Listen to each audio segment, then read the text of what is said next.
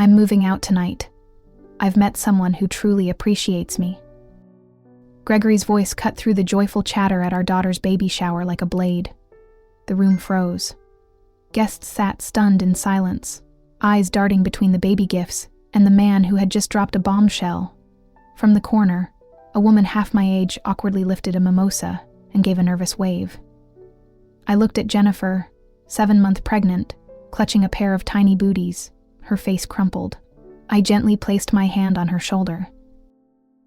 "I'm happy you found your path," I said to my husband of 38 years, my voice steady. I turned, kissed my daughter's cheek, and whispered, "I'll call you later." Then I walked out of the community center, head high. The warm May sun hit my face as I texted Gregory one final message. "You might want to check this when you have a moment. Stay with me to see how my husband tried to humiliate me in front of everyone." But I was 10 steps ahead. For 38 years, I was Teresa Callahan, wife, mother, and school librarian. I loved my books, my students, and my quiet routines. I also loved my husband Gregory, a successful investment advisor who always had the final word on everything in our lives. From the very beginning, he made it clear that finances were his domain. I trusted him with our money, our future, and for a long time I never questioned that decision. When we got married, I handed over my paychecks without hesitation. "It's just easier if I handle it all," Gregory used to say. "You focus on the house, and I'll take care of the rest." And I did. I budgeted for groceries, clipped coupons, wore last season's clothes, and asked permission before buying something as small as a new dress. It wasn't that I felt controlled at first. It just seemed like tradition. That's what marriages were built on, right? Trust and division of labor. Over the years, Gregory built a reputation as a savvy financial manager. His clients loved him. Our kids, Jennifer and William, grew up believing their father was the reason we lived comfortably. I reinforced that story because I believed it too. But slowly, cracks began to form. Gregory became more dismissive as we aged. He'd roll his eyes when I asked about investments.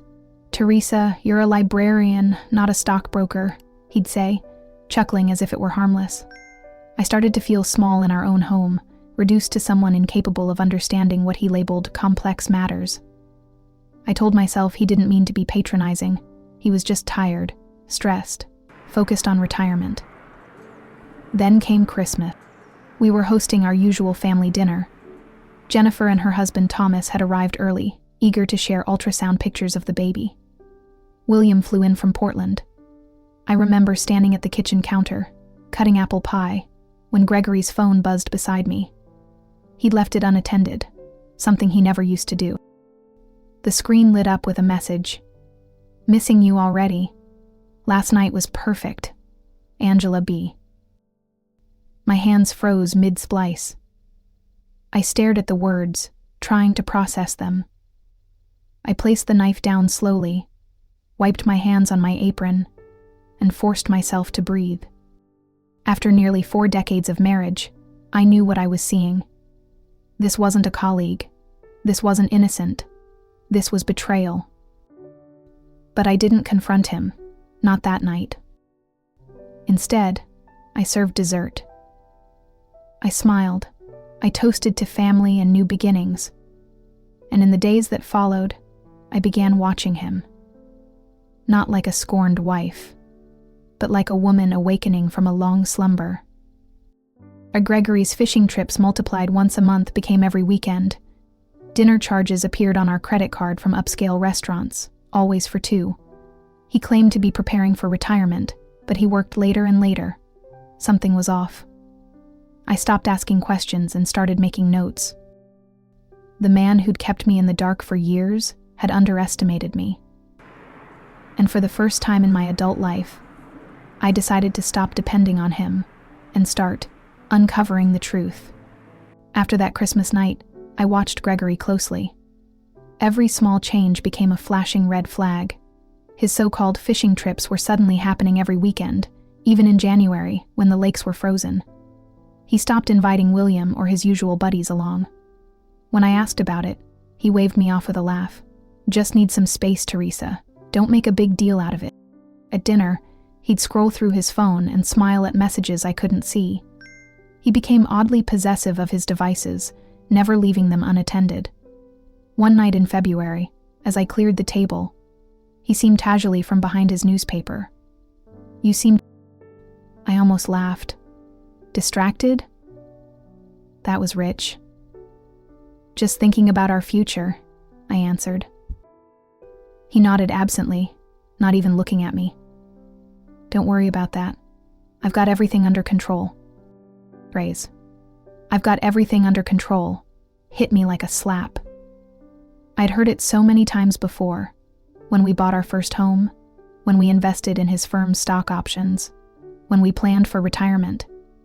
Every major financial decision had been his call. I was just expected to support him. But something had shifted inside me. For the first time, I didn't believe him. And worse, I realized that the affair, if that's what it was, wasn't even the deepest betrayal. It was the decades of financial control, the way he kept me in the dark about our money, the way I had accepted it. That realization stung more than anything. I wasn't just angry, I was ashamed. I called Dorothy, my oldest friend and fellow retired teacher, and told her everything. Without hesitation, she gave me the name of her financial advisor, Valerie Peterson. "She helped me through my divorce," Dorothy said. "You need someone smart in your corner now." I scheduled a meeting that same week. Walking into Valerie's office was intimidating. Glass walls, polished floors, young professionals in tailored suits.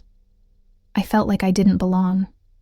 But Valerie, in her 40s and no nonsense, greeted me with warmth and zero condescension. "You've been married how long?" she asked, scanning my intake forms. 38 years in June, I said softly. "Yet during that time, you never had your own accounts." I shook my head, embarrassed. Gregory always said it was more efficient to manage everything together. Valerie leaned forward.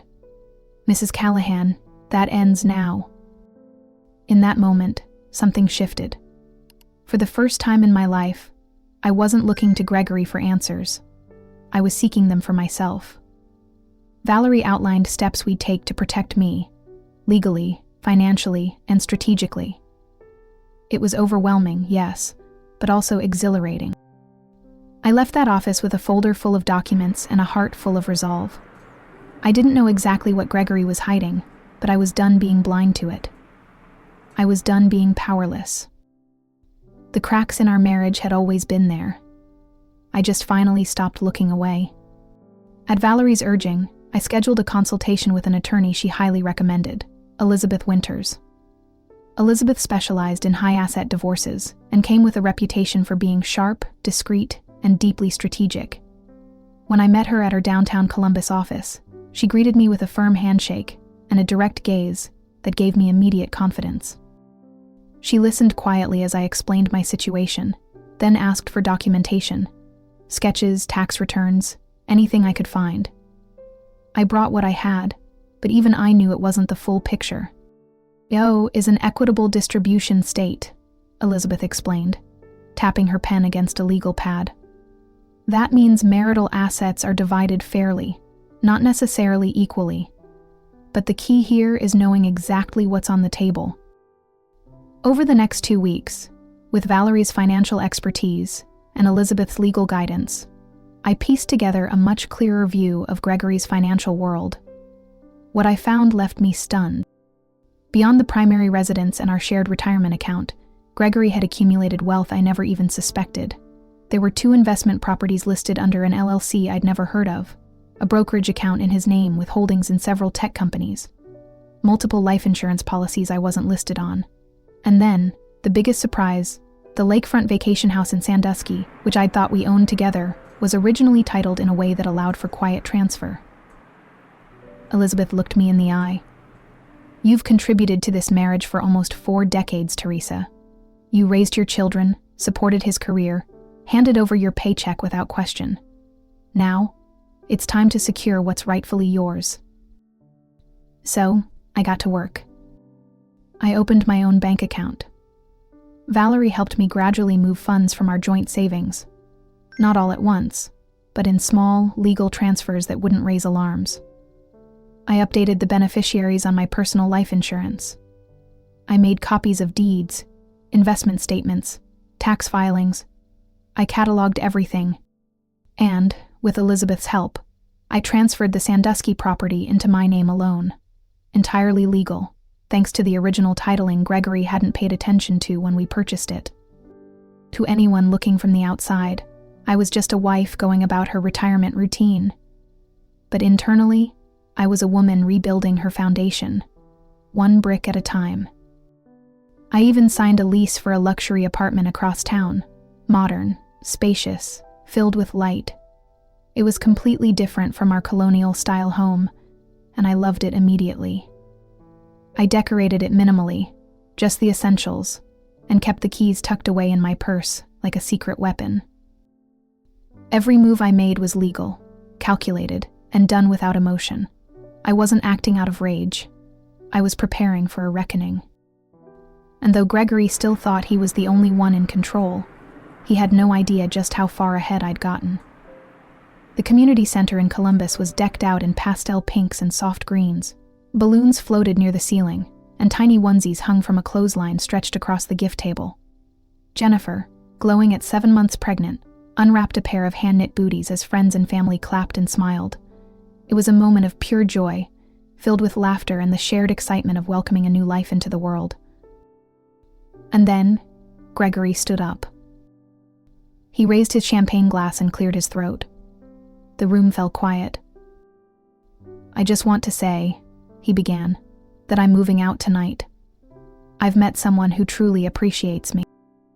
You could feel the air being sucked out of the room. A young woman in the back, maybe early 30s, lifted her mimosa awkwardly and gave a small, nervous wave. "Angela." Her name echoed in my mind like a drumbeat. Jennifer froze, her smile fading as she looked from her father to me. Her hands trembled slightly, clutching the wrapping paper. I instinctively reached out, placed a steady hand on her shoulder, and looked at Gregory. "I'm happy you found your path," I said, my voice calm and even, betraying none of the storm inside me. The silence in the room was deafening. Without another word, I bent down, kissed Jennifer's cheek, and whispered, "I'll call you later." Then I walked out of the baby shower, past stunned relatives and confused friends, my head high, my back straight. Outside, the May sunshine hit my face like a spotlight. I took a deep breath, letting the warmth wash over me, and walked to my car, my sleek new Lexus, the one Gregory had said was too extravagant for a retiree. I got in, closed the door, and sat in the silence. My fingers trembled slightly as I unlocked my phone. I opened the secure folder I had prepared weeks ago, the one filled with documentation of every financial move I had made. The transferred accounts, the vacation home, the newly titled properties, the private trust that now protected my asset. I copied the link, pasted it into a new message, and typed a single line. "You might want to check this when you have a moment." Then I hit send. Seconds later, I saw Gregory burst through the center's double doors. His face was red, his eyes frantic as he scanned the parking lot. He spotted me just as he pulled out his phone. He looked down at the screen, and I watched his face contort in real time. Shock, confusion, disbelief, and finally, rage. I shifted my car into drive. Gregory started toward me, but I didn't wait. I eased away from the curb, taking one last glance in the rearview mirror as he stood motionless in the middle of the lot, still staring at his phone like it had just betrayed him. And in a way, it had. Because he finally knew that I had been planning all along, that he hadn't blindsided me. I was already gone, and I was taking everything with me. Except the shame. That was his to keep. The day after the baby shower, my phone didn't stop ringing. I ignored Gregory's repeated calls and instead focused on my next steps. I opened the kitchen drawer in my new apartment and pulled out the neatly labeled file folders documented from my meetings with Valerie and Elizabeth. Evidence of months of careful planning. Flashbacks played in my mind like a reel of victories. 3 months earlier, I had opened my own checking and savings accounts, something I hadn't done in nearly 4 decades of marriage. Every transfer had been approved, traced, and filed properly. Gregory always assumed I was ignorant when it came to finances, but he never realized that his arrogance made him careless. I used his own lack of attention as a shield, while he took fishing trips and spent weekends at boutique hotels with his mystery woman. I was recycling funds through clean channels, establishing a trust in my name and slowly shifting titles on properties. The vacation house in Sandusky, he had no idea. That morning, I called Jennifer. Her voice cracked as soon as she answered. "Mom, what's happening?" "Dad came back to the party after you left. He wouldn't explain anything. People were whispering. I didn't know what to say." "I'm so sorry, sweetheart," I said gently. "This wasn't the time or place for it. Are you okay? Is the baby okay?" "You're fine. But, is it true what Dad said? That you emptied the accounts? That you've been hiding things?" I closed my eyes. The guilt pricked at me, but I refused to feel ashamed. "I did what I needed to do," I said firmly. "After 38 years of blind trust, I protected what was mine." She was silent, but I could feel her trying to understand. "Why didn't you tell me something was wrong?" "Because it wasn't your burden to carry. That shower was supposed to be about you and your baby. I didn't want your memories tainted by your father's betrayal." Later that afternoon, William called from his hotel room. "Mom, what the hell is going on? Dad showed up here at midnight ranting that you stole his retirement." I took a slow breath, steadying my voice. "Watch your tone, William, and your language." There was a pause, and then he sighed. "Sorry, but is it true? Your father is facing the consequences of choices he didn't expect would catch up to him. That's all you need to know for now." "Mom, he's really upset." "I'm sure he is, but being upset doesn't make him right." Not long after, Gregory showed up at my apartment building. I saw his car parked outside. My building had security, so I wasn't worried. Still, when the concierge called to say he was requesting to speak to me, I hesitated. Then I agreed. I met him in the lobby, standing tall in a pressed blouse and slacks that matched the cool tone of my calm voice. "What do you want, Gregory?" He looked tired, hair tousled, shirt wrinkled, voice low. "You've taken everything." "No, I've protected what's mine." He stepped closer, voice dropping to a hiss. "You're going to regret this, Teresa. You've made me look like a fool." "You did that all by yourself," I replied, my tone even. "I built everything we have. You wouldn't even have that apartment without me. I had that apartment before you even knew there was a problem, because I knew I couldn't rely on you anymore." He sneered. "You think you're clever?" I smiled, slow and deliberate. "No, I think I'm informed. There's a difference." Gregory took a step back, caught off guard by my composure.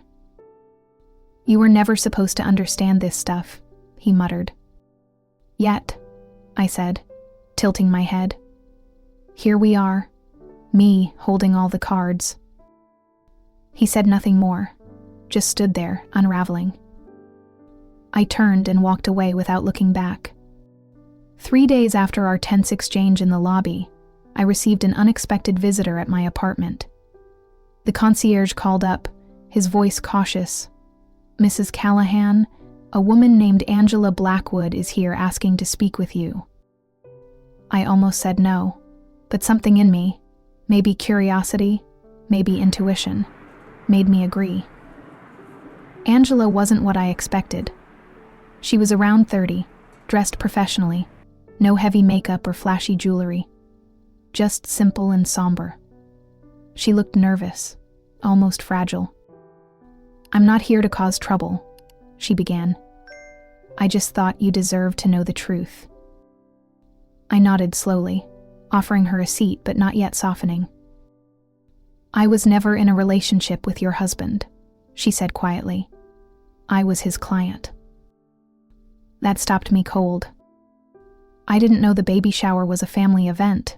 He told me it was a business brunch. By the time I realized, it was too awkward to leave. And then, he made that announcement. I studied her face, seeing shame, not guilt. "He manipulated me," Angela said. "I'm a widow. I inherited money after my husband died, and Gregory was assigned to manage it. At first, everything seemed fine, but then things didn't add up. He started making trades I never authorized, charging strange fees, pressuring me to sign forms I didn't understand." Her voice trembled as she reached into her bag and pulled out a flash drive. "I've gone to the firm's ethics board. They've opened an investigation, but Gregory threatened me, told me he could ruin my reputation, make it look like I mismanaged everything. I was scared, but after what I saw at that baby shower, I realized he's been hurting more people than just me." She slid the flash drive across the coffee table. "This has copies of the forged documents, emails, transaction records, everything. I thought it might help you in the divorce." I took the flash drive, my hands surprisingly steady. "Thank you," I said softly. After she left, I immediately called Valerie and arranged a meeting. We plugged in the flash drive and went through its contents. Her face hardened as she scrolled.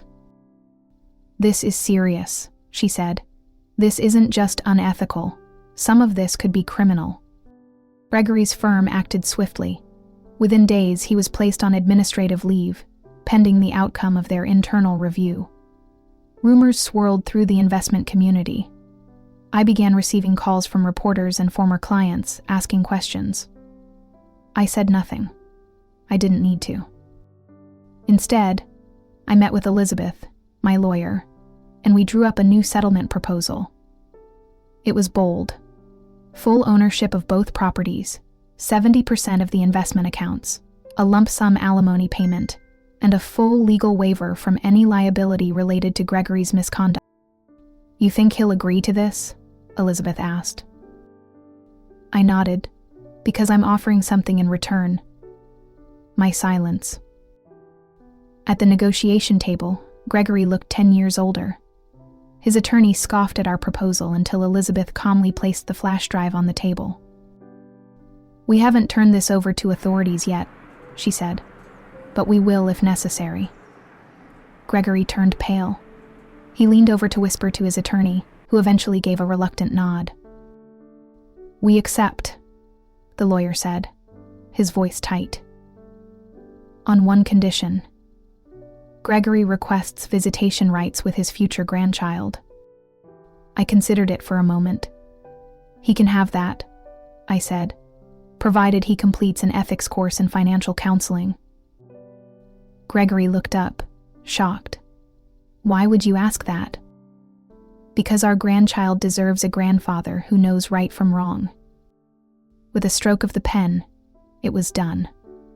My 38-year marriage was over. But more importantly, so was Gregory's illusion of power. His fall was no longer my concern. I had won my freedom, legally, financially, and emotionally. The weeks following the settlement felt like stepping into a life I'd long forgotten I deserved. I finalized the sale of the colonial house Gregory and I had shared for 26 years. Watching the moving truck pull away should have felt bittersweet, but it didn't. That house had been full of silent dreams. I was ready to make space for new ones. My apartment, once a backup plan, quickly became home. I redecorated it with color, texture, and little touches of joy. A mustard yellow armchair by the window, bookshelves filled with well-loved paperbacks and travel guides, framed pictures of my children and, soon, my new granddaughter, Eliza Grace. Eliza's birth was the beginning of a healing chapter. Jennifer and I had gone through a rough patch during the divorce fallout, but the arrival of her daughter brought us back together. When she placed Eliza in my arms for the first time, we both cried. Not just for the baby, but for everything we had survived to get to this moment. I visited often, helping Jennifer during sleepless nights, preparing meals, folding tiny onesies. My bond with William also strengthened. He apologized for being judgmental during the early days of the separation. We had long, honest conversations about trust, betrayal, and what real strength looks like in a parent. Beyond my family, I reconnected with old friends I had unintentionally drifted from during my marriage. Dorothy, of course, was a constant. But others reached out too. Colleagues from my teaching days, women I'd mentored over the years, even former students who now had families of their own. We had dinners, walks in the park, shared memories, and made new ones. I also returned to the place where I had once felt most powerful, my local library. Twice a week, I volunteered in the children's reading corner, sitting cross-legged on the rug with little ones gathered around me. I rediscovered a joy that had nothing to do with money, marriage, or titles, just stories, imagination, laughter. And then something unexpected happened. One of the younger mothers at the library recognized me from the community. She had recently gone through her own difficult breakup and asked if we could talk. We did, over coffee. Then another woman reached out, and another. Soon, I found myself mentoring women navigating financial independence after divorce or loss. I shared what I had learned about money, legal protections, and most of all, self-worth. These weren't formal classes, just quiet moments of empowerment, woman to woman. That, more than anything, became my purpose. Not revenge, not bitterness, but growth, support, strength. Every time I looked into Eliza Grace's eyes, I saw a future where women would no longer be told they weren't capable. I saw my daughter stronger than ever. I saw myself not just as someone who had been betrayed, but as someone who had risen, not broken, not bitter, empowered, and finally, free.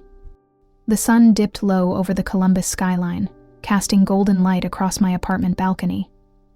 Dorothy and I sat with glasses of iced tea, watching the city pulse with life below us. It had been nearly a year since that baby shower, since the unraveling. Dorothy looked at me with a smile. "You've completely transformed, Teresa." I turned toward her, considering her words. "No," I said softly. "I'm the same woman I've always been. I just finally let her emerge." We sat in comfortable silence, the kind that comes from decades of friendship and weathered storms. My phone buzzed on the table. Jennifer had sent a photo of Eliza Grace in a yellow sundress, chubby arms stretched toward the camera. I smiled. There was a time I thought my story ended with betrayal, that Gregory's choices had written the last chapter for me. But what I learned, what I now live, is that endings are often just transitions in disguise. I didn't just survive the fall. I rewrote the entire narrative. I am a mother, a grandmother, a friend, a mentor, and a woman who took back her power, not by fighting fire with fire, but by stepping fully into who she was always meant to be. The greatest revenge wasn't taking back what was mine. It was realizing I never needed saving. I was always capable of saving myself.